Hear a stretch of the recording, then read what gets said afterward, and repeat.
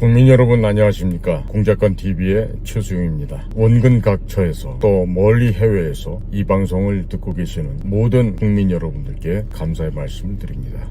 2022년 11월 11일 일자를 말씀드리는 것은 11월 11일 한자로 쓰면은 열십자와 한일자가 두 번씩 쓰게 되어 있습니다. 즉 열십자와 한일자가 합쳐지면 흑토자가 되어 있죠. 그래서 흙을, 땅을 중시하는 이런 농업인들을 중시하자는 뜻에서 이날을 농업인의 날로 지정을 해 놓은 건데, 상업적으로는 이제 빼빼로데이다 해서 과자를 많이 판매하는 그런 날이기도 합니다. 하지만 이와 같은 우리가 농업은 전통적으로 농자 천하지 대보냐라 라고 해서 농업이야말로 천하의 근본이 되는 산업이다, 근본이 되는 일이다, 이렇게 우리 조상님들께서는 일찌감치 개념 정리를 하고 이 농업을 중시해 왔던 것입니다.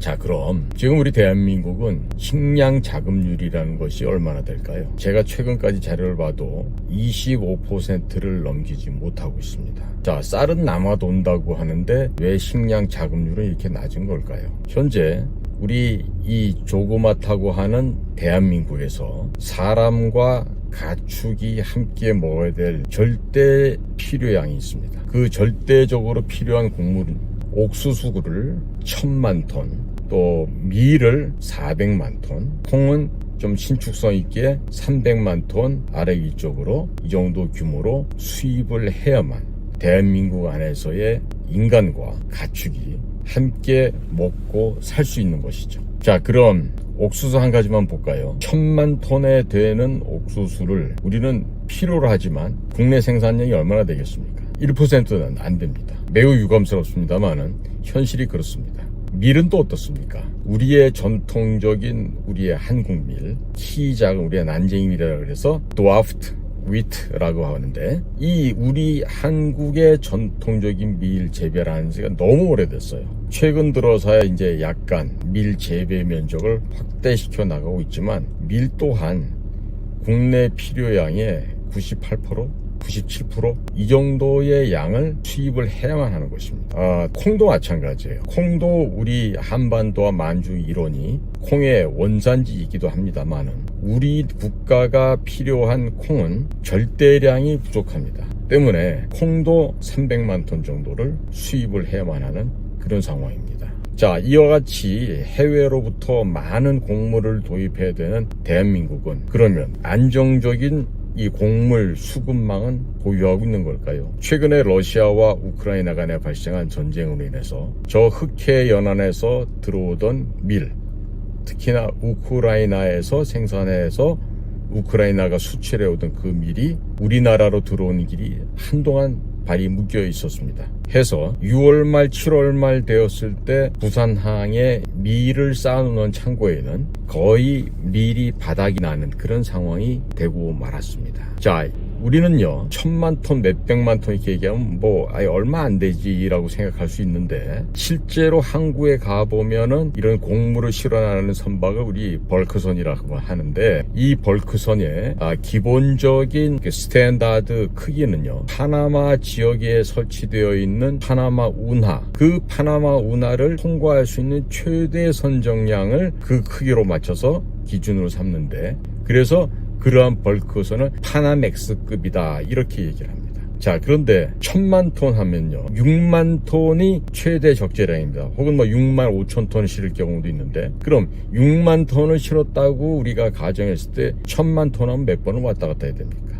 100번 해봐야 600만 톤 밖에 되지 않습니다. 그런데 옥수수 1000만 톤만 수입해 오나요? 대두, 콩도 수입을 해와야 되고 또 밀 또한 많이 수입을 해옵니다. 그 양을 이 세 가지 메이저 그레인, 주요 곡물만 합쳐보더라도 1700만 톤 이 정도의 규모를 우리는 해마다 수입을 해서 먹고 지내는 거죠. 자동차 수출이 잘 되고 반도체 수출이 잘 되고 돈이 현금이 보유하고 있더라도요, 이 곡물은 돈이 있다고 함부로 살 수 있는 그런 품목이 아닙니다.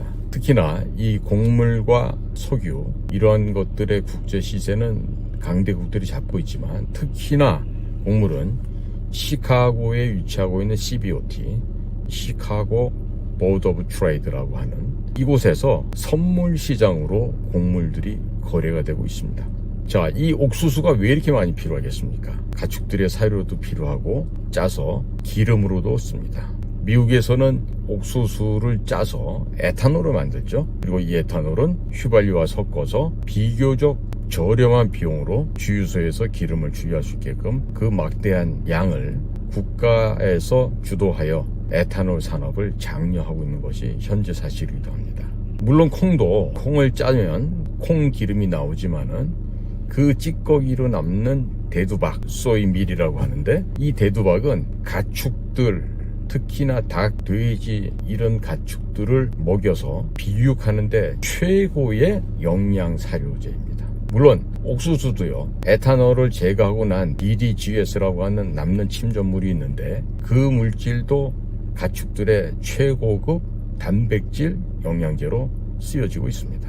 자, 그럼 전쟁이나 위기 상황에 대비했을 때 이 곡물을 어떻게 안정적으로 수급하느냐는 것은 대단히 중요한 얘기입니다. 우리 옆에 있는 중국을 볼까요? 2, 3년 전만 하더라도 아프리카 돼지열병, 아프리카 허그 피버스라고 하는 이 돼지 역병이 전 국토를 휩쓸기 전만 해도 돼지의 사육 두수가 어마어마했습니다. 전 세계 3분의 1의 돼지는 중국에서 키운다고 할 정도였습니다. 그리고 그 돼지를 사육하기 위한 사료로서도 이 콩이 엄청나게 필요하죠. 왜? 중국의 그 많은 인구가 먹고 살기에 충분할 만큼 기름이 필요합니다. 볶거나 튀기거나 이런 많은 음식의 제조 방법에서 기름은 절대적으로 필요한 재료이기 때문이기도 하죠. 자, 그래서 중국 같은 나라는 이 콩, 대두 한 가지 종목으로 9천만 톤에서 1억 톤 정도를 해외로부터 수입을 해야만 중국의 사회가 운영이 되는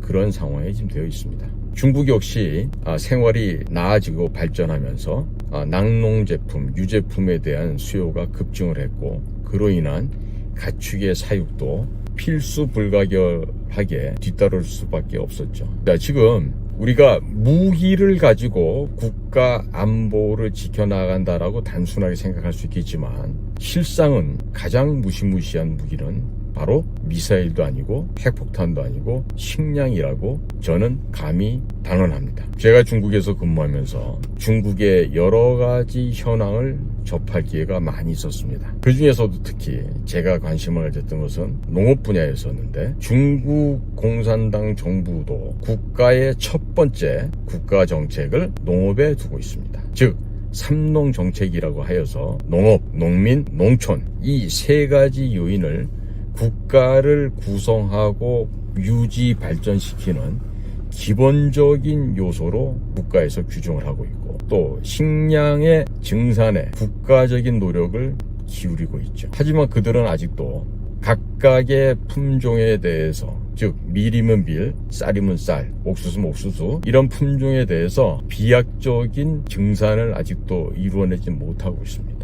전 세계 농업의 1등 중심지 국가는 미국이죠. 제가 미국에 가서 농업을 하는 이유도 다른 데에 있는 것이 아니라, 미국의 광활한 대지에서 뿜어져 나오는 세계 제1의 농업 식량 곡물을 생산, 재배, 공급하는 핵심적이기 때문이기도 합니다. 자, 이제 우리나라는 안팎으로 많은 지금 어려움이 우리를 기다리고 있습니다. 이러한 어려운 상황에서 우리가 식량 안보를 다소 소홀히 하는 측면이 없지 않아 있는데, 이 점은 굉장히 우리가 앞으로 유의해야 되는 분야입니다. 왜 그러냐? 농업은 1차, 2차, 3차 산업을 도합 합쳐놓은 6차 산업이라고 합니다. 그만큼 땅에서 시작되는 보잘것없는 재배다라고 생각할 수 있지만, 실은 그 땅에서 생산되는 그 곡물과 그 힘으로 말미암아 모든 인류가 또 생명체가 그 생명을 이어나갈 수가 있게 되는 거죠. 우주에 가는 우주항공 비행사도, 또